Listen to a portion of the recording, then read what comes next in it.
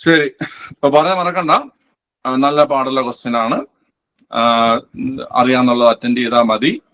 സാവകാശം വായിച്ച് സമയമെടുത്ത് ചെയ്താൽ മതി. ഓക്കെ, ശരി. അതിനത് സ്കിപ്പ് ചെയ്ത് വിടുക കേട്ടോ. കുറെ പുതിയ കാര്യങ്ങൾ നിങ്ങൾക്ക് ഇപ്പൊ കിട്ടും. കുറെ പുതിയ പോയിന്റ്സ് നിങ്ങൾ പഠിക്കും. ഓക്കെ, ശരി. നമുക്ക് ഒന്നാമത്തെ ചോദ്യത്തിലേക്ക് പോവാം. ചോദ്യം ഇതാണ്: കേരള സംസ്ഥാന ആസൂത്രണ ബോർഡിന്റെ ഭരണ നിർവഹണ വിഭാഗത്തിന്റെ ഉപവിഭാഗങ്ങളിൽ ഉൾപ്പെടുന്നത് ഏതെന്നാണ് ചോദ്യം. നമ്മൾ ആസൂത്രണ ബോർഡിന്റെ ഭരണ നിർവഹണ വിഭാഗത്തിന്റെ ഉപവിഭാഗങ്ങളിൽ ഉൾപ്പെടുന്ന ഏതൊക്കെയാണ് ചോദ്യം. പദ്ധതി പ്രചാരണ വിഭാഗം, ഫിനാൻഷ്യൽ ആൻഡ് ഇന്റേണൽ വിജിലൻസ് വിഭാഗം, പബ്ലിക്കേഷൻ വിഭാഗം, ഇവയെല്ലാം. ഈ ചോദ്യം പാടാണെങ്കിലും നമുക്ക് നമ്മുടെ യുക്തി വെച്ച് നമുക്ക് എന്ത് ചെയ്യാം, ഇതിന് ആൻസർ എഴുതാം പിള്ളേരെ. സംസ്ഥാന ആസൂത്രണ ബോർഡിനെ കുറിച്ചാണ് പറയേണ്ടത്. അപ്പൊ പദ്ധതി പ്രചാരണ വിഭാഗം, ഒരു പദ്ധതി നമ്മൾ ആസൂത്രണ ബോർഡ് ഉണ്ടാക്കുന്ന ഒരു പദ്ധതി പ്രചരിപ്പിക്കേണ്ടത് ആവശ്യമാണ്. അതുപോലെ ഫിനാൻസ് ആൻഡ് ഇന്റേണൽ വിജിലൻസ് വിഭാഗം. ഇപ്പൊ ഇന്റേണൽ വിജിലൻസ് എന്ന് പറയുമ്പോൾ നിങ്ങൾക്ക് ജോലിക്ക് കയറാൻ മനസ്സിലായോ? ഓരോ ഡിപ്പാർട്ട്മെന്റിൽ തന്നെ ഇന്റേണൽ വിജിലൻസ് ഉണ്ട്. അതായത് ആ ഡിപ്പാർട്ട്മെന്റിന്റെ വിജിലൻസ് ഉണ്ട്. അതിന്റെ ഓഫീസുകളിൽ കൃത്യമായിട്ട് പ്രവർത്തനം നടക്കുന്നുണ്ടോ ഇല്ലയെന്ന് അറിയാൻ വേണ്ടിയിട്ടുള്ള ഒരു സംവിധാനമാണ് ഇന്റേണൽ വിജിലൻസ് എന്ന് പറയുന്നത് കേട്ടോ. ഓക്കെ, അത് ഒട്ടുമിക്ക എല്ലാ വകുപ്പുകളിലും അല്ലെങ്കിൽ എല്ലാ ഇതുപോലത്തെ സംവിധാനങ്ങളിലും ഉള്ളതാണ് ഏത് ഇന്റേണൽ വിജിലൻസ് എന്ന് പറയുന്നത്. ഓക്കെ, മനസ്സിലായോ? നമുക്കിപ്പം നമ്മുടെ ഓഫീസിലും ഇടയ്ക്കിടയ്ക്ക് എന്ത് ചെയ്യാറുണ്ട്, ഇന്റേണൽ വിജിലൻസ് വരാറുണ്ട്. അപ്പോൾ വന്നിട്ട് എല്ലാവരും കൃത്യമായി അവരുടെ സീറ്റിലുണ്ടോ, അവർ ജോലി ചെയ്യുന്നുണ്ടോ എന്നൊക്കെ എന്ത് ചെയ്യാറുണ്ട്, കൃത്യമായി പരിശോധിക്കാറുണ്ട് കേട്ടോ. ഓക്കെ, അതാണ് ഇന്റേണൽ വിജിലൻസ് എന്ന് പറയുന്നത്. നിങ്ങൾക്കൊരു പുതിയ വാക്കായിരിക്കും, അല്ലെങ്കിൽ പുതിയൊരു അറിവായിരിക്കും. മനസ്സിലാക്കി വെക്കുക. ഒട്ടുമിക്ക എല്ലാ വകുപ്പുകളിലുള്ള ഒരു സംവിധാനം തന്നെയാണ് എന്ത്, ഇന്റേണൽ വിജിലൻസ്. അതുപോലെ പബ്ലിക്കേഷൻ വിഭാഗം കേട്ടോ, പബ്ലിക്കേഷൻ വിഭാഗവും ഉള്ളത് തന്നെയാണ്. അപ്പൊ ഓപ്ഷൻ ഡി ആണ് അതിന്റെ ആൻസർ ആയിട്ട് വരുന്നത്. ഓക്കെ, അടുത്തത് എളുപ്പ ചോദ്യമാണ്. കേരള സംസ്ഥാന ദുരന്ത നിവാരണ അതോറിറ്റിയുമായി ബന്ധപ്പെട്ട താഴെ പറയുന്ന വസ്തുതകളിൽ തെറ്റായത് കണ്ടെത്തുക. ഓക്കെ, സംസ്ഥാന സർക്കാർ നിയന്ത്രണത്തിൽ പ്രവർത്തിക്കുന്ന സ്വയംഭരണാധികാരമില്ലാത്ത ഒരു സ്റ്റാറ്റ്യൂട്ടറി ബോഡിയാണ് ദുരന്ത നിവാരണ അതോറിറ്റി. രൂപീകൃതമായത് 2007 മെയ് 4-നാണ്. സംസ്ഥാന ചീഫ് സെക്രട്ടറിയാണ് വൈസ് ചെയർമാൻ. കേരള ദുരന്ത നിവാരണ അതോറിറ്റി സമ്മേളനങ്ങൾ വിളിച്ചു ചേർക്കുന്നത് റവന്യൂ ആൻഡ് ഡിസാസ്റ്റർ മാനേജ്മെന്റിലെ അഡീഷണൽ ചീഫ് സെക്രട്ടറിയാണ്. ഇതിൽ തെറ്റ് ഏതാണ്? അപ്പോൾ തെറ്റെന്ന് പറഞ്ഞാൽ ഓപ്ഷൻ സി ആണ്. സംസ്ഥാന ചീഫ് സെക്രട്ടറിയാണ് വൈസ് ചെയർമാൻ എന്നുള്ളതാണ് തെറ്റ്. എനിക്കറിയാം ഇതിൽ പലർക്കും ഈ ഫസ്റ്റ് സ്റ്റേറ്റ്മെന്റ് ചിലപ്പോൾ ഡൗട്ട് വന്നതാണ്. സംസ്ഥാന സർക്കാർ നിയന്ത്രണത്തിൽ പ്രവർത്തിക്കുന്ന സ്വയം ഭരണാധികാരം ഇല്ലാത്ത ഒരു സ്റ്റാറ്റ്യൂട്ടറി ബോഡി ഡൗട്ട് വന്നു കാണും. പക്ഷെ നിങ്ങൾക്ക് ഒരു കാര്യം ഉറപ്പാണ്, സംസ്ഥാന ചീഫ് സെക്രട്ടറി അല്ല വൈസ് ചെയർമാൻ എന്ന കാര്യം എന്താണ്, നിങ്ങൾക്ക് ഉറപ്പാണ്. കാരണം എപ്പോഴും വൈസ് ചെയർമാൻ എന്ന് പറഞ്ഞു കഴിഞ്ഞാൽ ആരാണ്? റവന്യൂ മിനിസ്റ്റർ ആണ് അല്ലേ? ആ റവന്യൂ മന്ത്രി ആയിരിക്കും വൈസ് ചെയർമാനായിട്ട് വരുന്നത്. അപ്പൊ ആ രീതിയിൽ നമുക്ക് എന്ത് ചെയ്യാൻ പറ്റും, ആ ചോദ്യത്തിന് ഉത്തരം എഴുതാൻ പറ്റും. ഇത് എല്ലാവർക്കും അറ്റൻഡ് ചെയ്യാൻ പറ്റുന്ന ഒരു ചോദ്യമാണ് അല്ലേ? എല്ലാവർക്കും അറ്റൻഡ് ചെയ്യാൻ പറ്റുന്ന ഒരു ചോദ്യമാണ്. ഓക്കെ, ഓപ്ഷൻ സി ആണ് അതിന്റെ ആൻസർ വരുന്നത്. ക്ലിയർ ആണല്ലോ? നമുക്ക് അടുത്ത ചോദ്യത്തിലേക്ക് പോവാം. ചാടി കയറരുത്, നന്നായി വായിച്ചിട്ട് ആൻസർ എഴുതാവേ. ലൈംഗിക അതിക്രമങ്ങൾ, ആസിഡ് ആക്രമണങ്ങൾ തുടങ്ങിയവ അതിജീവിച്ച സ്ത്രീകൾക്കും കുട്ടികൾക്കും സാമ്പത്തിക സഹായം നൽകുന്ന പദ്ധതി ഏതാണ്? സാമ്പത്തിക സഹായം നൽകുന്ന പദ്ധതി ഏതാണ് ചോദ്യം. വായിച്ചു നോക്ക്, അറിയാമെങ്കിൽ ഉത്തരം എഴുതിക്കോ.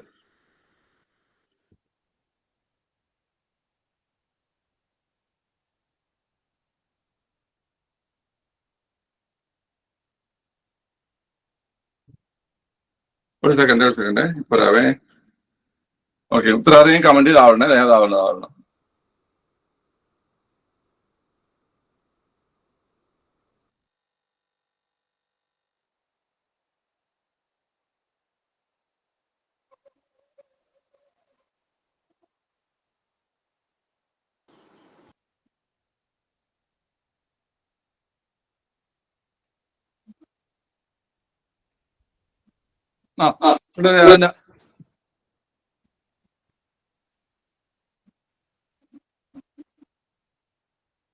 എന്ത് പറ്റി?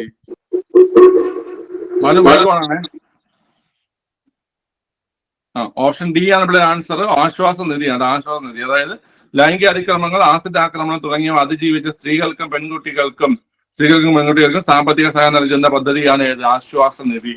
ഓക്കെ, സാമ്പത്തിക സഹായമാണ് ആശ്വാസ നിധി, ഓർത്തിരിക്കുക കേട്ടോ. അടുത്ത കേരള സംസ്ഥാന വനിതാ കമ്മീഷന്റെ ശരിയായ ചുമതലകൾ ഏതെല്ലാം? ഇത് വായിച്ച കിട്ടുന്നൊരു ഉത്തരമാണ്. വായിക്കണം, വായിച്ച് കണ്ടെത്തണം കേട്ടോ. ഓക്കെ, കളയണ്ട ഈ ക്വസ്റ്റ്യൻ. ചോദ്യം, ഈ ഓപ്ഷൻസ് ഇതൊക്കെയാണ്. ജില്ലകൾ തോറും നടത്തുന്ന അദാലത്തുകൾ വഴിയാണ് വനിതാ കമ്മീഷൻ പരാതികൾ തീർപ്പാക്കുക. അക്രമങ്ങൾക്കിരയാകുന്ന ഏതൊരു സ്ത്രീക്കും നേരിട്ട് വനിതാ കമ്മീഷനെ സമീപിക്കാം. സിവിൽ സ്വഭാവമുള്ള പരാതികളും വിവാഹമോചനത്തിനുള്ള പരാതികളും വനിതാ കമ്മീഷൻ പരിഗണിക്കും. പരാതി നൽകുന്നതിന് ഒരു വക്കീലിന്റെ സഹായം ആവശ്യമില്ല. സംസ്ഥാന വനിതാ കമ്മീഷന്റെ ശരിയായ ചുമതലകൾ ഏതെല്ലാമെന്നാണ് ചോദ്യം. കണ്ടുപിടിക്കാൻ പറ്റുമെങ്കിൽ നോക്ക്, ഒന്നുകൂടെ വായിച്ച് നോക്ക്. കിട്ടുന്നുണ്ട്, കൊള്ളാം. വളരെ ഓപ്ഷൻ ബി ആണ് അതിന്റെ ആൻസർ ആയിട്ട് വരുന്നത്, അല്ലെ? ബി ആണ് അതിന്റെ ആൻസർ ആയിട്ട് വരുന്നത്. ഓക്കെ, എന്തുകൊണ്ടെന്ന് കേട്ട് കഴിഞ്ഞാല് ഈ സിവിൽ സ്വഭാവമുള്ള പരാതികളും വിവാഹമോചനത്തിലുള്ള പരാതികളും വനിതാ കമ്മീഷൻ പരിഗണിക്കുന്നില്ല. മനസ്സിലായ? നമുക്കറിയാം ഈ വിവാഹമോചനത്തിന് വേണ്ടി കോർട്ട് തന്നെ ഉണ്ടല്ലേ, നമുക്ക് അങ്ങനെ വെച്ച് നമുക്ക് പിടിക്കാം. ഫാമിലി കോർട്ട് 1984 ഫാമിലി കോർട്ടുകൾ സ്ഥാപിതമായിട്ടുണ്ട്. അതായത് കുടുംബ കോടതികൾ സ്ഥാപിതമായിട്ടുണ്ട്. അതുകൊണ്ട് കുടുംബ കോടതികളിലാണ് എന്ത് ചെയ്യുന്നത്, ഈ പറയുന്ന വിവാഹമോചന കേസുകൾ പോകുന്നത്. അതുപോലെ തന്നെ ഈ നമ്മുടെ സിവിൽ സ്വഭാവമുള്ള പരാതികൾ അന്വേഷിക്കുന്നതിന് വേണ്ടി, അല്ലെങ്കിൽ വിചാരണ ചെയ്യുന്നതിന് വേണ്ടി സിവിൽ കോടതികളുണ്ട്, അല്ലേ? മുൻസിഫ് കോടതികളുണ്ട്, അല്ലേ? ഓക്കെ, ക്ലിയർ ആണല്ലോ. അപ്പൊ അത് തെറ്റാണ്, ബാക്കി മൂന്നാണ് ശരി. ഇത് നമ്മൾ മുമ്പ് ചെയ്തിട്ടുള്ള പ്രീവിയസ് ക്വസ്റ്റ്യൻ തന്നെയാണ്, ഓർമ്മയുള്ളവർ കിട്ടും. കേരള സംസ്ഥാന സാമൂഹിക ക്ഷേമ ബോർഡ് നിലവിൽ വന്ന വർഷം.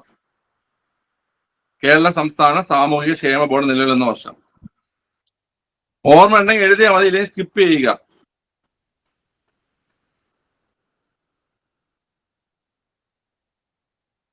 ആർക്കും അറിയത്തില്ല? ആരെങ്കിലും ഒരാള് മുമ്പ് ചെയ്തിട്ടുള്ള ക്വസ്റ്റ്യനാ. സാമൂഹ്യ ക്ഷേമ ബോർഡ് ഇല്ല, സി അല്ല, ഓപ്ഷൻ എ ആണ്. 1954 1954 സാമൂഹിക ക്ഷേമ ബോർഡ് നിലവിൽ വന്നത്. 1954 54. മറക്കല്ലേ, ഇപ്പോഴേ പഠിച്ചു വെച്ചോ. സാമൂഹിക ക്ഷേമ ബോർഡ് നിലവിൽ വന്ന 1954. സാമൂഹിക സുരക്ഷാ മിഷൻ എപ്പോഴെന്നറിയോ? സാമൂഹിക സുരക്ഷാ mission, Kerala social security mission, ഞാൻ പഠിപ്പിച്ചിട്ടുള്ളതാ. കേരള സോഷ്യൽ സെക്യൂരിറ്റി മിഷൻ 2000 ശേഷമാണ്. എപ്പോഴാ? 2001 ആണോ? അല്ല, 2006. 2008 ആൻസർ. 2008 കേരള സാമൂഹിക സുരക്ഷാ മിഷൻ 2008. സാമൂഹിക ക്ഷേമ ബോർഡ് 1954. 1954 സാമൂഹിക ക്ഷേമ ബോർഡ്. 1954. സാമൂഹിക സുരക്ഷാ മിഷൻ 2008. സാമൂഹിക സുരക്ഷാ മിഷൻ 2008. ഓക്കെ, അടുത്ത്, ചുവടെ പറയുന്നവയിൽ ആരുടെ തൂലിക നാമമാണ് സുരാസു? സുരാസു ആരുടെ തൂലിക നാമമാണ്?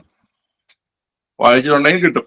ഓപ്ഷൻ എ ആണ്. ബാലഗോപാലക്കുറുപ്പിന്റെ തൂലിക നാമമാണ് സുരാസു. ബാലഗോപാലക്കുറുപ്പിന്റെ തൂലിക നാമമാണ് പിള്ളേരെ സുരാസു. ഓപ്ഷൻ എ ആൻസർ കേട്ടോ.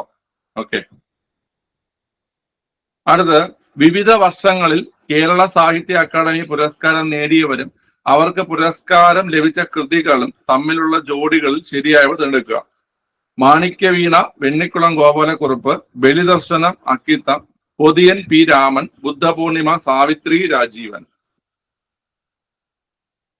അറിയെങ്കിലും എഴുതിയാൽ മതി, ഇല്ലെങ്കിൽ സ്കിപ്പ് ചെയ്യുക. ഇതൊക്കെ ഒരുവിധം എല്ലാവരും സ്കിപ്പ് ചെയ്യുന്നതാ. വെറുതെ കറക്കി കുത്താൻ നിൽക്കണ്ട, സ്കിപ്പ് ചെയ്യുക. അറിയണമെങ്കിൽ സ്കിപ്പ് ചെയ്യുക. മനസ്സിലായില്ലേ? പാടുള്ള ക്വസ്റ്റ്യൻ എടുത്തോണ്ട് അത് തന്നെ ഞാൻ ഇപ്പൊ പാടുള്ള ക്വസ്റ്റ്യൻ എന്ന് പറഞ്ഞത് അതുകൊണ്ട് തന്നെയാണ്. നമുക്ക് അറിവുള്ളത് നമ്മൾ സ്കിപ്പ് ചെയ്ത് നമുക്ക് മാർക്ക് സ്കോർ ചെയ്യാൻ പറ്റണം, സ്കോർ ചെയ്യണം. വലിയ മാർക്ക് ഒന്നും ഇതിൽ ചിലപ്പോൾ നിങ്ങൾക്ക് ആരും കിട്ടൂല, പക്ഷെ അറിയാന്നുള്ളത് എഴുതാൻ പഠിക്കണം. അപ്പോൾ ഇതിന്റെ ആൻസർ വരുന്നത് ശരിയായ ജോഡിയാണ് ചോദിച്ചിരിക്കുന്നത്, അല്ലേ? ഓക്കെ, ഇതിൽ ശരിയായ ജോഡി വരുന്നത് 1ഉം 2ഉമാണ് കേട്ടോ. 47 ആൻസർ ബി ആണ്. ഓക്കെ, അതായത് കൊതിയൻ എന്ന കൃതി എഴുതിയത് M.R. രേണുകുമാറാണ് കേട്ടോ. കൊതിയൻ എന്ന കൃതി എഴുതിയത് M.R. രേണുകുമാറാണ്.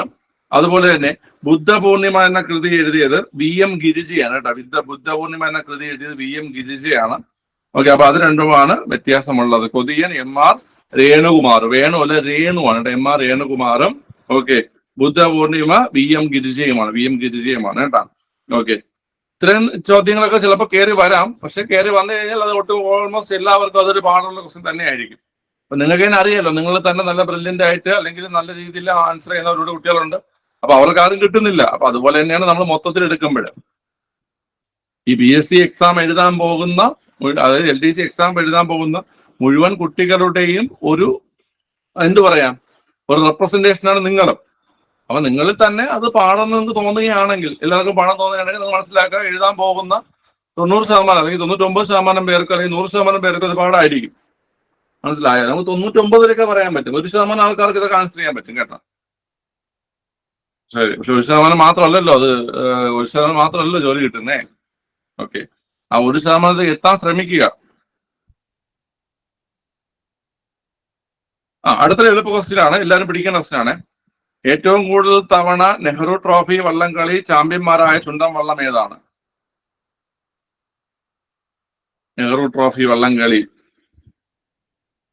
അത് കളയണ്ട, അത് കിട്ടുന്ന ക്വസ്റ്റ്യൻ ആണ്, പഠിച്ചിട്ടുള്ളതാ അല്ലേ? കാരിച്ചാൽ ചുണ്ടനാണ് ഏറ്റവും, ഓപ്ഷൻ എ കാരിച്ചാൽ ചുണ്ടനാണ് ആൻസർ. ഏറ്റവും കൂടുതൽ തവണ നെഹ്റു ട്രോഫി വള്ളംകളി ചാമ്പ്യന്മാരായ ചുണ്ടൻ വള്ളമാണ് കാരിച്ചാൽ ചുണ്ടൻ. കാരിച്ചാൽ ചുണ്ടനാണ് ആൻസർ കേട്ടോ, കാരിച്ചാൽ. ഓക്കെ, ഓപ്ഷൻ എ ആണ് ആൻസർ.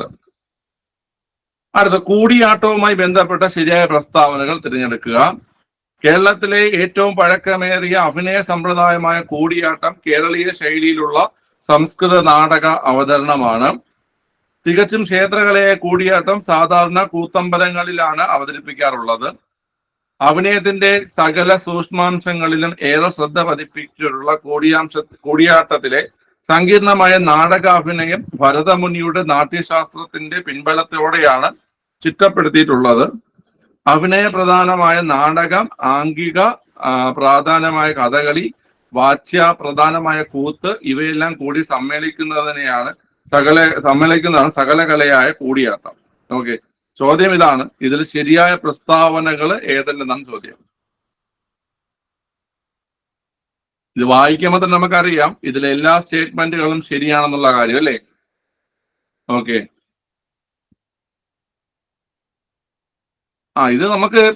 ഇത് നമ്മൾ കൂടിയാട്ടത്തെ കുറിച്ചിട്ട് ഇതൊക്കെ നമ്മളെ PSC ബുള്ളറ്റിൽ കലാരൂപങ്ങളെ കുറിച്ച് പറഞ്ഞ ഒരു പോർഷൻ ഉണ്ട്, അതിൽ നിന്ന് എടുത്തിട്ടിരിക്കുന്ന ക്വസ്റ്റ്യൻ ആണിത്.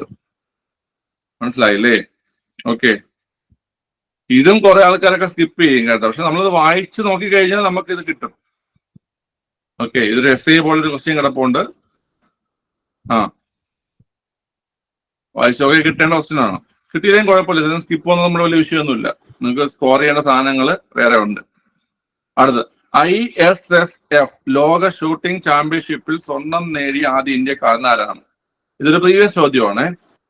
ISSF ലോക ഷൂട്ടിംഗ് ചാമ്പ്യൻഷിപ്പിൽ സ്വർണം നേടിയ ആദ്യ ഇന്ത്യക്കാരൻ ആരാണ്?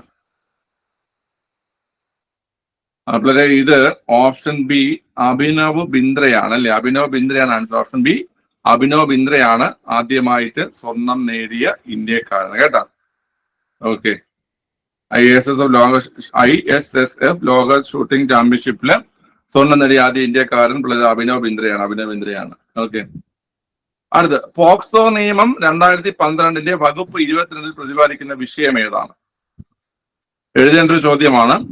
പോക്സോ നിയമം 2012 വകുപ്പ് 22 പ്രതിപാദിക്കുന്ന വിഷയം ഏതാണ്? വളരെ ഓപ്ഷൻ എ ആണ്, വ്യാജ വിവരങ്ങൾക്കും വ്യാജ പരാതികൾക്കുമുള്ള ശിക്ഷ. പോക്സോ നിയമത്തിൽ വ്യാജ വിവരങ്ങൾക്കും വ്യാജ പരാതികൾക്കും ശിക്ഷ കൊടുക്കുന്നത് 22ാമത്തെ വകുപ്പ് പ്രകാരമാണ് അല്ലെ? 22 വകുപ്പിലാണ് എന്ത് ചെയ്യുന്നത്? ആ ശിക്ഷ പരാമർശിക്കുന്നത്. ഓക്കെ, അടുത്ത്, വിവരാവകാശ നിയമം 2005 പ്രകാരം വിവരം വെളിപ്പെടുത്തലിൽ നിന്ന് ഒഴിവാക്കിയവ ഏതല്ല? കോടതി വിലക്കുള്ള വിവരങ്ങൾ, നിയമനിർമ്മാണ സഭകളുടെ പ്രത്യേക അവകാശ ലംഘനത്തിന് കാരണമാകുന്ന വിവരങ്ങൾ, ഒരു വ്യക്തിയുടെ പകർപ്പവകാശ ലംഘനമാകുന്ന വിവരങ്ങൾ, മൂന്നാം കക്ഷിയുടെ മത്സരാധിഷ്ഠിത സ്ഥാപനത്തിന് ഹാനികരമായേക്കാവുന്ന വിവരങ്ങൾ. സിമ്പിൾ ക്വസ്റ്റ്യൻ ആണ്. ഈ പറയണ ഒന്നും എന്ത് ചെയ്യാൻ പറ്റത്തില്ല, ഇതെല്ലാം ഒഴിവാക്കിയ കാര്യങ്ങളാണ്, വിവരാവകാശത്തിൽ നിന്ന് ഒഴിവാക്കേണ്ട കാര്യങ്ങളാണ് അല്ലേ? ഓക്കെ, പിന്നെ നമുക്ക് അങ്ങനെ കാണാപ്പുറം പഠിക്കേണ്ട ആവശ്യമില്ല, നമ്മുടെ ലോജിക്ക് ഉപയോഗിക്കുക കേട്ടോ. ക്ലിയറാണ്. അടുത്ത്, ഏതെങ്കിലും വ്യക്തി വധുവിന്റെയോ വരന്റെയോ മാതാപിതാക്കളിൽ നിന്നോ നേരിട്ടോ അല്ലാതെയോ സ്ത്രീധനം ആവശ്യപ്പെട്ടാൽ സ്ത്രീധന നിരോധന നിയമപ്രകാരമുള്ള ശിക്ഷ ഏതാണ്? ഏതെങ്കിലും വ്യക്തി വധുവിന്റെയോ വരന്റെയോ മാതാപിതാക്കളിൽ നിന്നോ നേരിട്ടോ അല്ലാതെയോ സ്ത്രീധനം ആവശ്യപ്പെട്ടാൽ സ്ത്രീധന നിരോധന നിയമപ്രകാരം ശിക്ഷയാണ് ചോദ്യം. പിള്ളേരെ ഓപ്ഷൻ എ ആണ് 6 മാസത്തിൽ കുറയാത്ത 2 വർഷം വരെ തടവും 10,000 രൂപ പിഴയും. അതായത് 6 മാസം മുതൽ 2 വർഷം വരെ തടവും 10,000 രൂപ പിഴയുമാണ് ശിക്ഷ. ഓക്കെ, ക്ലിയർ ആണല്ലോ. നേരിട്ടോ അല്ലാതെയൊക്കെ സ്ത്രീധനം ചോദിച്ചു കഴിഞ്ഞാലുള്ള ശിക്ഷയാണ്. പക്ഷെ തെളിവ് കൊടുക്കണം. സ്ത്രീധനം ചോദിച്ചു എന്നുള്ളത് തെളിവ് കൊടുക്കണം. അല്ലാതെ ഏതെങ്കിലും അമ്മാവനെ കാണിച്ചിട്ട് ആ അമ്മാവൻ വന്ന് സ്ത്രീധനം ചോദിച്ചതിന്റെ കാര്യമില്ല. സ്ത്രീധനം ചോദിച്ചതിന് തെളിവ് കൊടുക്കണം. മനസ്സിലായ? അതുകൊണ്ട് ഈ കല്യാണ സമയത്തൊക്കെ ഇങ്ങനെ ആരെങ്കിലും വന്ന് ചോദിക്കുന്നത് നൈസിന് ഒരു റെക്കോർഡ് ചെയ്ത് വെക്കുക. വീഡിയോ റെക്കോർഡ് പോലും സെക്കൻഡറി എവിഡൻസ് നിങ്ങൾക്ക് അറിയോ? പ്രൈമറി എവിഡൻസ് അല്ല, വീഡിയോ ആയാലും ഓഡിയോ ആയാലും.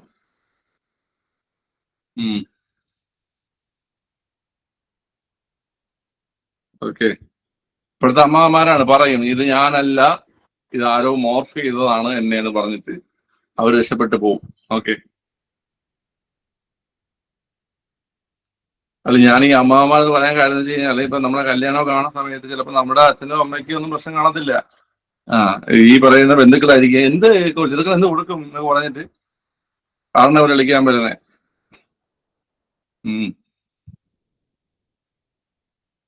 ശരി, അടുത്ത ചോദ്യം. ഉപഭോക്തൃ സംരക്ഷണ നിയമം 2019 സെക്ഷൻ 2(5) പ്രകാരം ഒരു പരാതിക്കാരൻ എന്നാൽ കൺസ്യൂമർ അസോസിയേഷൻ, ഏതെങ്കിലും ഉപഭോക്താവ്, കേന്ദ്ര സർക്കാർ അല്ലെങ്കിൽ സംസ്ഥാന സർക്കാർ, ഉപഭോക്താവ് മരണപ്പെട്ടാൽ അയാളുടെ നിയമപരമായ അവകാശിയോ പ്രതിനിധിയായ വ്യക്തി. ആരാണ്ട? ഇവയെല്ലാം വരുന്നുണ്ട്. ഓപ്ഷൻ ഡി ഇവയെല്ലാം വരുന്നുണ്ട് കേട്ടോ. ഓക്കെ, അതൊക്കെ എഴുതാൻ പറ്റുന്ന ക്വസ്റ്റ്യൻ ആണേ. അടുത്ത ക്വസ്റ്റ്യൻ. പട്ടികജാതി പട്ടികവർഗ അതിക്രമ നിരോധന നിയമം പാസ്സാക്കിയ വർഷം. ഞാൻ ഓൺലൈൻ ക്ലാസ്സിൽ എടുത്തതാ, ഓൺലൈൻ അല്ല യൂട്യൂബ് ക്ലാസ്സിൽ എടുത്തതാ. SC/ST അട്രോസിറ്റീസ് പ്രിവെൻഷൻ ആക്ട് 1989 അല്ലെ? 1989 ആൻസർ. 1989 ആൻസർ. ഓക്കെ, ഇതൊക്കെ എഴുതാൻ പറ്റുന്നതാ. ഇതും എഴുതാൻ പറ്റുന്നതാണ്. ചുവടെ പറയുന്നതിൽ പകരുന്ന രോഗങ്ങളിൽ ഉൾപ്പെടാത്തത് ഏതാണ്? ക്ഷയം, COVID-19, ആർത്രൈറ്റിസ്, ചിക്കൻ ബോക്സ്. പകരുന്ന രോഗങ്ങൾ, സാംക്രമിക രോഗങ്ങളിൽ ഉൾപ്പെടാത്ത ഏതാണ് ചോദ്യം. വളരെ ഓപ്ഷൻ സി ആർത്രൈറ്റിസ് ആണ് അല്ലേ? ആർത്രൈറ്റിസ് ഒരു ജീവിതശൈലി രോഗമായി കണക്കാക്കാറുണ്ട്. ഓക്കെ, അതൊരു പകരുന്ന രോഗമല്ല. അടുത്തതും എഴുതാൻ പറ്റുന്ന ക്വസ്റ്റ്യൻ ആണ്. ചുവടെ നൽകിയിരിക്കുന്ന തെറ്റായ പ്രസ്താവന ഏതാണ്? ശരീരത്തിലെ പോഷക ഘടകങ്ങളെയും ഹോർമോണുകളെയും വഹിച്ചു കൊണ്ടുപോകുന്നത് രക്തമാണ്. രക്തം ദ്രാവക രൂപത്തിലുള്ള നാഡീ കലകളായാണ് ശരീരത്തിൽ കാണപ്പെടുന്നത്. കോശങ്ങൾക്ക് ഓക്സിജൻ എത്തിച്ചു കൊടുക്കുന്ന രക്തമാണ്. രക്തത്തെക്കുറിച്ചുള്ള പഠനമാണ് ഹെമറ്റോളജി. നമ്മൾ ഒരുപാട് തന്നെ പറഞ്ഞിട്ടുണ്ട്. രക്തം എന്ന് പറഞ്ഞു കഴിഞ്ഞാൽ ദ്രാവക രൂപത്തിലുള്ള യോജക കലയാണ് അല്ലെ? കണക്റ്റീവ് ടിഷ്യൂ ആണ്. നാഡീകലയല്ല, നെർവ് ടിഷ്യൂ അല്ല. പകരം എന്താണ് ഇവിടെ? കണക്റ്റീവ് ടിഷ്യൂ ആണ് അല്ലെ? കണക്റ്റീവ് ടിഷ്യൂ ആണ്. അത് നമ്മൾ പഠിച്ചത്. യോജന അല്ല, യോജക കലയാണ്. യോജക കല. ഓക്കെ, യോജക കല. അത് തെറ്റാണ്. അടുത്തത് എഴുതാൻ പറ്റുന്ന ക്വസ്റ്റ്യൻ ആണ്. പ്രതിരോധ കുത്തിവയ്പ്പിനൊപ്പം കുഞ്ഞിന് നൽകുന്ന വിറ്റാമിൻ ഏതാണ്? പ്രതിരോധ കുത്തിവയ്പ്പിനൊപ്പം കുഞ്ഞിന് നൽകുന്ന വിറ്റാമിൻ ഏതാണ് ചോദ്യം. ഓപ്ഷൻ എ വിറ്റാമിൻ എ ആണല്ലേ? വിറ്റാമിൻ എ ആണ്. പ്രതിരോധ കുത്തിവയ്പ്പിനൊപ്പം കുഞ്ഞുങ്ങൾക്ക് നൽകുന്ന വിറ്റാമിൻ ഏതാണ്? വിറ്റാമിൻ എ ആണ് കേട്ടോ. ഓക്കെ, അടുത്ത് ചുവടെ നൽകിയിട്ടുള്ളവയിൽ കമൻസലിസത്തിന് ഉദാഹരണം. കമൻസലിസം എന്താണെന്നാ പറഞ്ഞത്. ഇതെന്ന് ആദ്യം നോക്കും, നിങ്ങൾക്ക് അറിയാൻ നോക്കണം. കാക്കക്കൂട്ടിൽ കുയിൽ മുട്ടയിടുന്നത്, തിമിംഗലത്തിന്റെ ശരീര ഉപരിതലത്തിൽ പറ്റിപ്പിടിച്ച് വളരുന്ന ബർനാക്കിൾസ്, അതുപോലെ തന്നെ പുല്ലിനെ ചവിട്ടി മെതിച്ച് കടന്നു പോകുന്ന കന്നുകാലികൾ, മാവിൽ വളരുന്ന ഇത്തിൽ കണ്ണി. കമൻസലിസത്തിന് ഉദാഹരണമാണ് ചോദിച്ചത്. അവിടെ കമൻസലിസം തിമിംഗലത്തിന്റെ ശരീര ഉപരിതലത്തിൽ പറ്റിപ്പിടിച്ച് വളരുന്ന ബർനാക്കിൾസ് ആണ് ആൻസർ കേട്ടോ. ഓക്കെ, കമൻസലിസം എന്ന് വെച്ച് കഴിഞ്ഞാല് രണ്ട് ജീവികൾ തമ്മിലുള്ള ബന്ധത്തില് ഒരെണ്ണത്തിന് ഉപയോഗം ഉണ്ടാവും, രണ്ടുപേർക്കും ഗുണം വരുന്നുണ്ടോ? ഒന്നിന് ഗുണമോ ദോഷമോ ഉണ്ടാവാത്തതാണ്.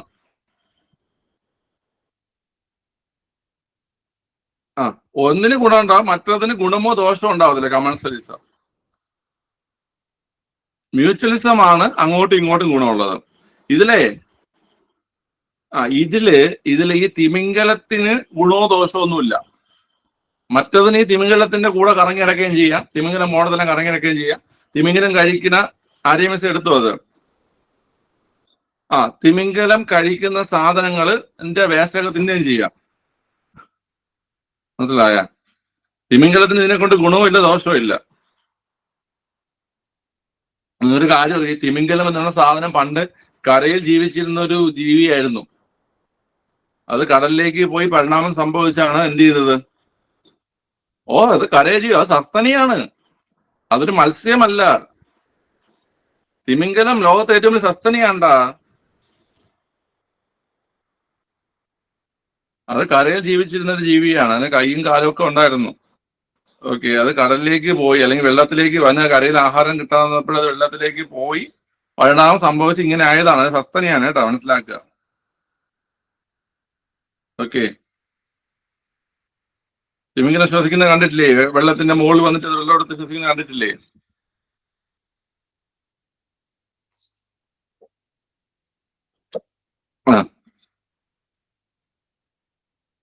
റവന്യൂ മിനിസ്റ്റർ പരിണാമം, നേരത്തെ കമന്റ് ചെയ്ത റവന്യൂ മിനിസ്റ്ററിന്റെ കൂടെ പരിണാമം ഇപ്പൊ കയറി വന്നിട്ടുണ്ട്.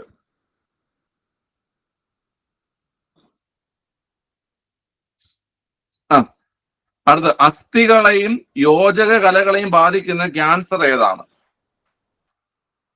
നമ്മൾ പഠിച്ചിട്ടുണ്ട്. അസ്ഥികളെയും യോജക കലകളെയും ബാധിക്കുന്ന ക്യാൻസർ ആണ് സാർക്കോമ, അല്ലെ? സാർക്കോമയാണ്, സാർക്കോമയാണ് ആൻസർ. അസ്ഥികളെയും യോജക കലകളെയും ബാധിക്കുന്ന ക്യാൻസർ സാർക്കോമ എഴുതാൻ പറ്റും, കാരണം പഠിച്ച ക്വസ്റ്റ്യൻ ആണ്. ഓക്കെ, മെലനോമ ത്വക്കിനെയാണ്, അല്ലെ? മെലനോമ ത്വക്കിനെയാണ്. ഓക്കെ, മെലനോമ ത്വക്കിനെയാണ്. കാർസിനോമ എന്ന് വെച്ചാൽ നമ്മളെ എപ്പിത്തീലിയൽ ടിഷ്യൂവിനെ ബാധിക്കുന്നതാണ് കാർസിനോമ കേട്ടോ. കാർസിനോമ എന്ന് വെച്ചാൽ എപ്പിത്തീലിയൽ ടിഷ്യൂവിനെ ബാധിക്കുന്നതാണേ. ഓക്കെ, മെലനോമ ത്വക്കാണ്. സാർക്കോമ എന്ന് പറഞ്ഞു കഴിഞ്ഞാല് നമ്മുടെ അസ്ഥികളെയും അതുപോലെ യോജക കലകളെയും ബാധിക്കുന്നതാണ്. ഓക്കെ, അടുത്ത്, സംസ്ഥാനത്തെ ജില്ലാ ആശുപത്രികളിൽ പാലിയേറ്റീവ് കീമോതെറാപ്പി നൽകാൻ സൗകര്യമുള്ള വാർഡുകൾ ആരംഭിക്കുന്നതിനുള്ള പദ്ധതി. സംസ്ഥാനത്തെ ജില്ലാ ആശുപത്രികളിൽ പാലിയേറ്റീവ് കീമോതെറാപ്പി നൽകാൻ സൗകര്യമുള്ള വാർഡുകൾ ആരംഭിക്കുന്നതിനുള്ള പദ്ധതിയാണ് പിള്ളേരെ അഭയം. ഓപ്ഷൻ എ അഭയമാണ് ആൻസർ. അഭയമാണ് ആൻസർ. ഓക്കെ, ലെൻസ് നിങ്ങൾ ആര്യ മിസ് പഠിപ്പിച്ചു എന്നാണ് പറഞ്ഞത്. വസ്തുവിന്റെ സ്ഥാനം വിദൂരതയിൽ ആയിരിക്കുമ്പോൾ ഒരു കോൺവെക്സ് ലെൻസിലെ പ്രതിബിംബത്തിലെ സ്ഥാനം എവിടെയാണുള്ളത്?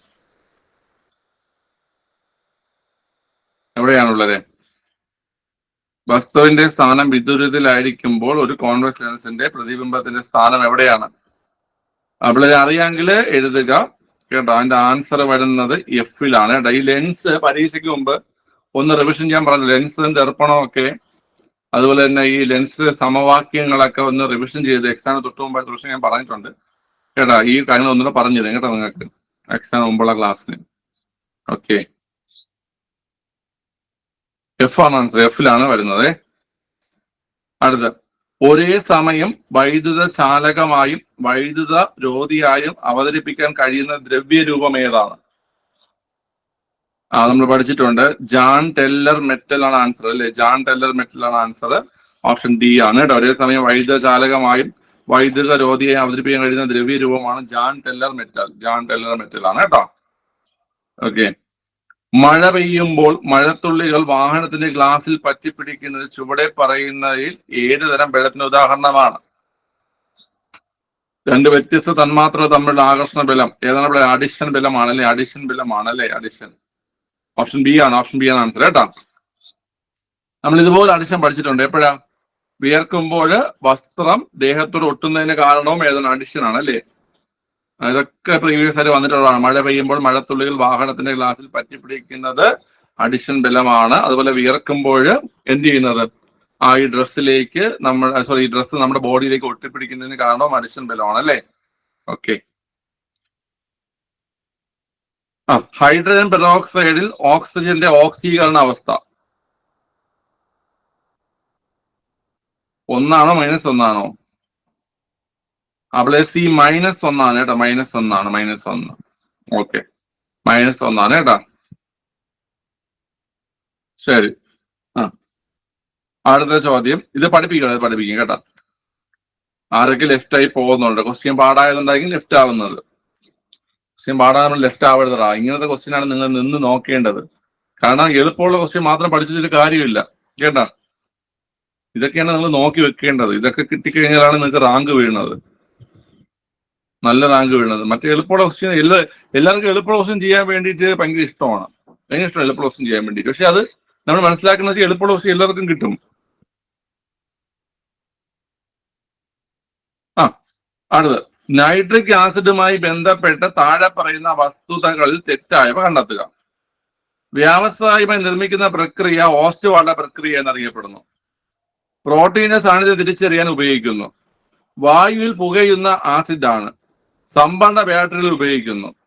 അപ്പോൾ ഓപ്ഷൻ ഡി ആണ് തെറ്റ്. സംഭരണ ബാറ്ററികൾ ഉപയോഗിക്കുന്നത് ഏതാ? സംഭരണ ബാറ്ററികൾ സൾഫ്യൂരിക് ആസിഡ് ആണ് ഉപയോഗിക്കുന്നത് അല്ലേ? സൾഫ്യൂരിക് ആസിഡ് ആണ് സംഭരണ ബാറ്ററികൾ ഉപയോഗിക്കുന്നത്. ഓക്കെ, അപ്പൊ അതുകൊണ്ട് ആൻസർ ഓപ്ഷൻ ഡി ആണ്. അത് എഴുതാൻ പറ്റുന്ന നല്ല ക്വസ്റ്റ്യൻ ആണ്. ചുവടെ നൽകിയിരിക്കുന്നവയിൽ ബഹു അറ്റോമിക തന്മാത്ര അല്ലാത്തത് ഏതാണ്? സൾഫർ ആണോ? സൾഫർ തന്മാത്ര എങ്ങനെയാ?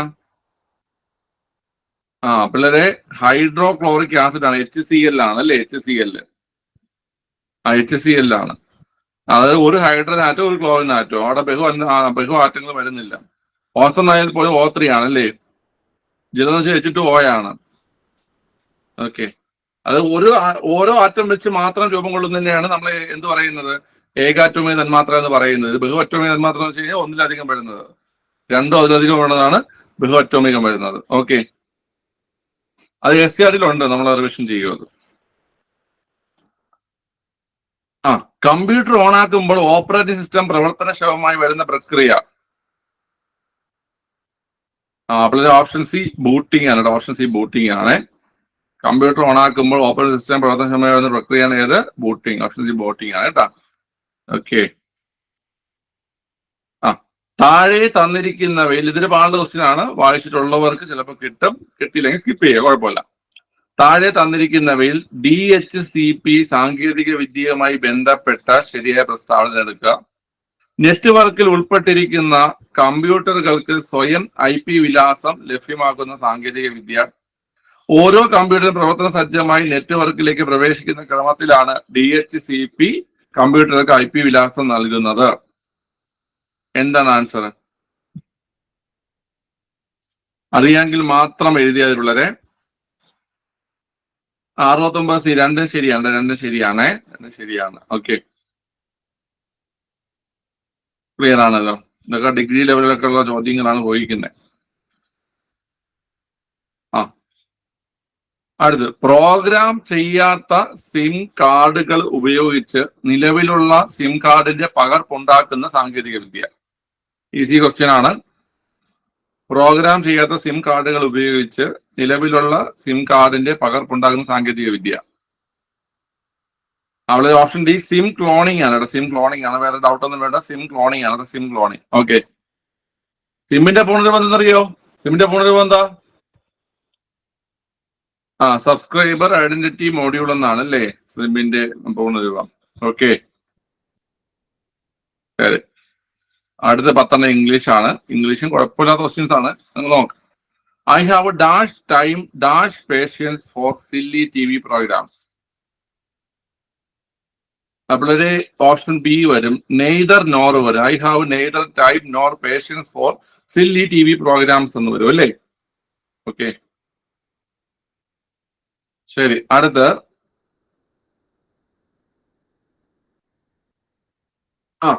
ചോദ്യം. ഈ നിമിഷയ്ക്ക് LPP അല്ലെ UP പരീക്ഷയുള്ളതല്ലേ നാളെ? നിമിഷയ്ക്കല്ലേ അത്? നിമിഷമല്ലേ? ശരി, പിള്ളേർ നിങ്ങൾ ആത്മാർത്ഥമായിട്ട് പ്രാർത്ഥിച്ചു വേണം കേട്ടാ. പിള്ളേര് നല്ലപോലെ കഷ്ടപ്പെട്ടിട്ടുണ്ട്. ഒരുപാട് രാവിലെ എല്ലാ ദിവസവും 4:30 5 മണിക്ക് അവർ എഴുതുന്ന റിവിഷനൊക്കെ ചെയ്ത്, എല്ലാ ദിവസവും മുടങ്ങാതെയൊക്കെ റിവിഷനൊക്കെ ചെയ്ത് ഉച്ചയ്ക്കും വൈകുന്നേരം ഒക്കെ നന്നായി പഠിച്ചിട്ടുണ്ട് അവര്. ഓക്കെ, നിങ്ങൾ നന്നായി പ്രാർത്ഥിക്കുക.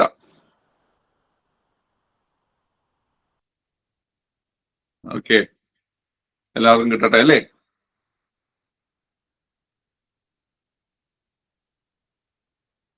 നാളെ പരീക്ഷ കഴിയുന്നവരെ ഒരു ടെൻഷനാണ്.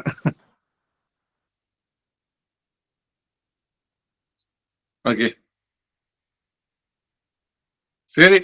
വളരെ spot the error. He told me that he will never repeat the mistake. Okay, ഏതാ പിള്ളേരെ? ഓപ്ഷൻ ബി വരും. എന്താണ്? വില്ല് വരില്ല, വുഡേ വരത്തുള്ളൂ അല്ലേ? വില്ല് വരത്തില്ല, വുഡേ വരത്തുള്ളൂ. റിപ്പോർട്ട് സ്പീച്ച് ചെയ്യുന്ന സമയത്ത് എന്തേ വരത്തുള്ളൂ? വുഡേ വരത്തുള്ളൂ, വുഡേ വരത്തുള്ളൂ. അപ്പൊ വില്ല് വരത്തില്ല, വുഡേ വരത്തുള്ളൂ. അതാണ് മിസ്റ്റേക്ക്. ഓക്കെ, അടുത്ത change in to report speech. What do you want he said to her. ഏത് വരും?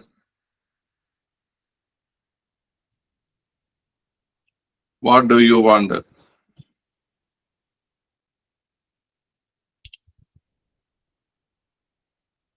അവളെ ഓപ്ഷൻ ബി വരും. He asked her what she wanted. കേട്ടോ, asked her what she wanted. കേട്ടോ, ഇതൊക്കെ പ്രീവിയസ് ചോദ്യമാണ്, നോക്കി വെച്ചോ കേട്ടാ. He asked her what she wanted. Okay, നിങ്ങൾ ഈ പഠിക്കാൻ തരുന്ന ടോപ്പിക്ക് അതിൽ വരുന്ന ഇംഗ്ലീഷ് ക്വസ്റ്റ്യൻസ് ഒക്കെ നിങ്ങൾ നോക്കി വെക്കണം. ആ സാധനം തന്നെ കറങ്ങി അടിച്ച് വരും കേട്ടാ. 2020 ശേഷമുള്ള ക്വസ്റ്റ്യൻ പേപ്പറാണ് നിങ്ങൾ കണ്ടു കാണും. ഒരേ ക്വസ്റ്റ്യൻസ് അല്ലെങ്കിൽ റിപ്പീറ്റ് അടിച്ച് പലയിടത്തും വരുന്നുണ്ട്. അപ്പൊ അതുകൊണ്ട് തരുന്നതൊക്കെ നന്നായിട്ട് പഠിക്കുക. എക്സാം നിങ്ങൾ അറ്റൻഡ് ചെയ്ത് വരുന്നുണ്ടല്ലോ നിങ്ങൾ. ഓക്കെ, ഓഫ്ലൈൻ പിള്ളേരെ ഞാൻ ചെയ്യിപ്പിക്കുന്നതുകൊണ്ട് അവർ കൃത്യമായിട്ട് കംപ്ലീറ്റ് ചെയ്ത് പോകുന്നുണ്ട്. നിങ്ങൾ സ്വയം ചെയ്തു വരിക. ഓക്കെ, പഠിച്ച് തീർത്തൊരു വാശിയോടെയൊക്കെ പഠിച്ചു തീർത്ത് മുന്നോട്ട് വരിക. Okay, he was enjoyed dash accident. എന്ത് വരും? He was enjoyed dash accident എന്ത് വരും പിള്ളേരെ? ഓപ്ഷൻ ബി വരും. ബൈ ആക്സിഡന്റ് ആണ് കേട്ടോ, by accident. He was enjoyed by accident. He was enjoyed by accident. Choose the correct sentence. Correct sentence. അവിടെ doubt ഒന്നും വേണ്ട, ഓപ്ഷൻ എ ആണ്. He came back extra. He came back extra. വന്നു എന്ന് പറയുമ്പോൾ came ആണ് വരേണ്ടത് അല്ലേ? Came back extra. ഓക്കെ, അടുത്ത് what does the idiom have one's hands full mean? Have one's hand full. Option D ആണ് പിള്ളേരെ. ടു ബി വെരി ബിസി എന്നതിന്റെ എന്ന ഇഡിയമാണ് വരുന്നത്. എന്തിന്റെ മീനിങ് ആണ് വരുന്നത് അല്ലേ? ഹാവ് ഓൺസ് ഹാൻഡ് ഫുൾ എന്ന് പറഞ്ഞാൽ to be very busy. Okay, അതിനകത്ത് നമ്മളെ ഈ ബിസി ആയിട്ടുള്ള ആൾക്കാരെ നിങ്ങൾ ശ്രദ്ധിച്ചാൽ എപ്പോഴും കയ്യിൽ എന്തെങ്കിലുമൊക്കെ കാര്യങ്ങൾ ഇപ്പൊ കാണട്ടെ. ഓഫീസിൽ പോയി കഴിഞ്ഞാൽ ഫയലും പിന്നെ അതുപോലെ തന്നെ ഫോണും അങ്ങനെയൊക്കെ ഒരുപാട് സാധനങ്ങളൊക്കെ ഇങ്ങനെ വെച്ചിട്ട് ഇങ്ങനെ ബിസി ആയിട്ടിരിക്കും. പേന, പേപ്പർ, ലാപ്ടോപ്പ് ഇങ്ങനെ ബിസി ആയിട്ടിരിക്കും. കൈ ഇങ്ങനെ ഫുള്ളായിരിക്കും കൈ. ഓക്കെ, അപ്പൊ ഓർത്തിരുന്നാൽ മതി, ടു ബി വെരി ബിസി എന്നാണ് അതിന്റെ അർത്ഥം. ഓക്കെ, ആന്റണിയം ഓഫ് ഫലാസി ഈസ് എന്ത് വരും? ട്രൂത്ത് ആണല്ലേ? ട്രൂത്ത്. ഓക്കെ, ട്രൂത്ത് ആണ് കേട്ടാ. ഓക്കെ, അടുത്ത which of the following is wrongly spelled?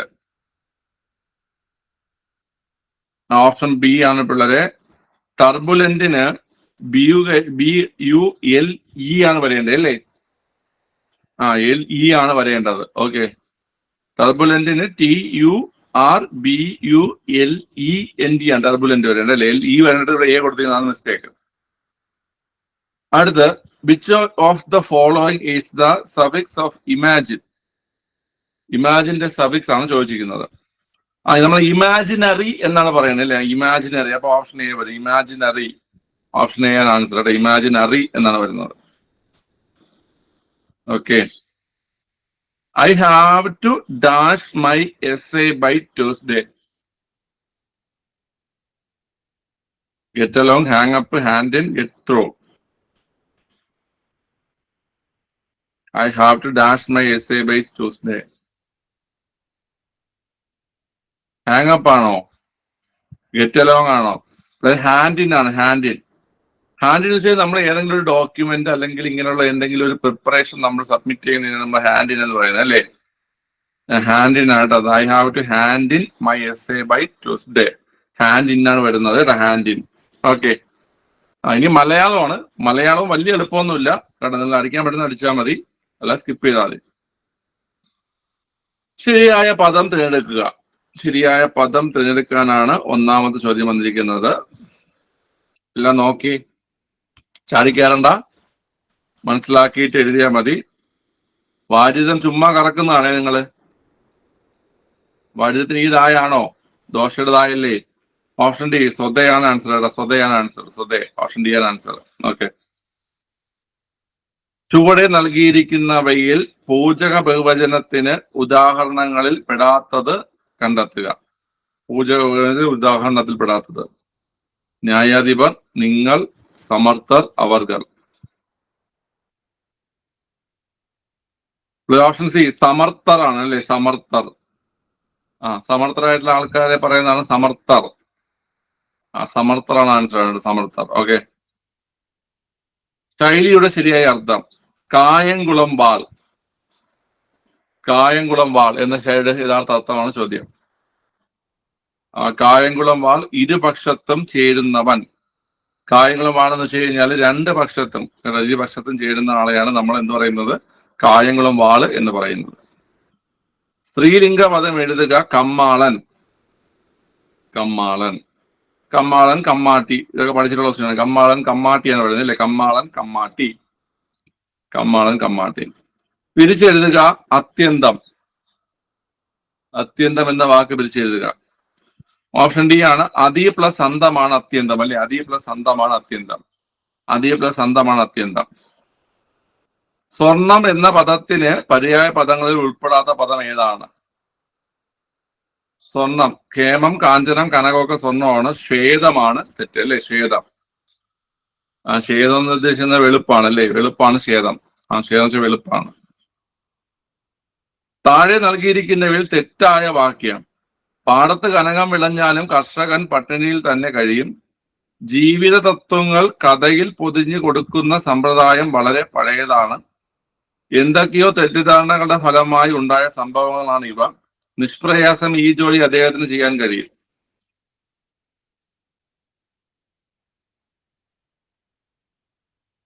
ഏതാ പിള്ളേർ ആൻസർ?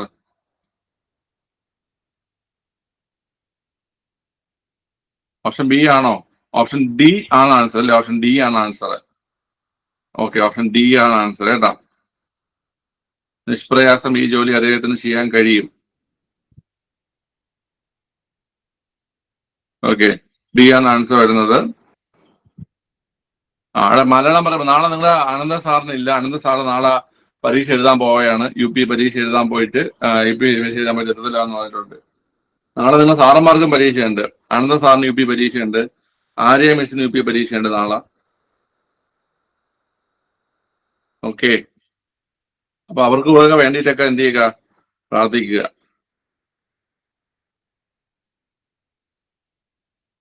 അടുത്ത 98. ആവരണം ചെയ്യപ്പെട്ടത് എന്നതിന്റെ ഒറ്റ പദം ഏതാണ്? ആവരണം ചെയ്യപ്പെട്ടത് എന്നതിന്റെ ഒറ്റ പദം ഏതാണ്? ആവരണം ചെയ്യപ്പെട്ട ഏത് വരുമ്പോളേ? ആവരണം ചെയ്യപ്പെട്ടത് ആവൃതമാണല്ലേ? ആവൃതം. അടുത്ത് bark up the wrong tree. Bark up the wrong tree. അവിടെ ഓപ്ഷൻ ബി ആണ്. ഒരു കാര്യത്തെ പറ്റി തെറ്റിദ്ധരിക്കുക. ഒരു കാര്യത്തെ പറ്റി തെറ്റിദ്ധരിക്കുകയാണ് ആൻസർ. അടുത്ത ഓപ്ഷൻ 100ാമത്തെ ക്വസ്റ്റ്യൻ. കൃഷ്ണം എന്നതിന്റെ വിപരീത പദം. കൃഷ്ണം എന്നതിന്റെ വിപരീത പദം. കൃഷ്ണം എന്ന് വെച്ച് കഴിഞ്ഞാൽ മെലിഞ്ഞ, ഉണങ്ങിയ, കനമില്ലാത്ത എന്നാണ് അർത്ഥം. ഏതാണ് കുട്ടികളെ? ക്ഷേമം. ക്ഷേമമല്ല, ഏല്ല, മേതുരല്ല. ഇവിടെ മോദമാണ്. മോദം. മോദം. ഓപ്ഷൻ സി ആണ് ആൻസർ. മോദം. മോദം എന്ന് വെച്ചാൽ തടിച്ച, കൊഴുത്ത, വണ്ണം വെച്ച എന്നൊക്കെയാണ് മോദം എന്ന വാക്കിന്റെ അർത്ഥം. ഓക്കെ, ക്ലിയർ ആണല്ലോ? ആമോദമല്ലേടാ, സന്തോഷം. ഓക്കെ, ശരി. അപ്പൊ മാർക്ക് നോക്കാം. മാർക്ക്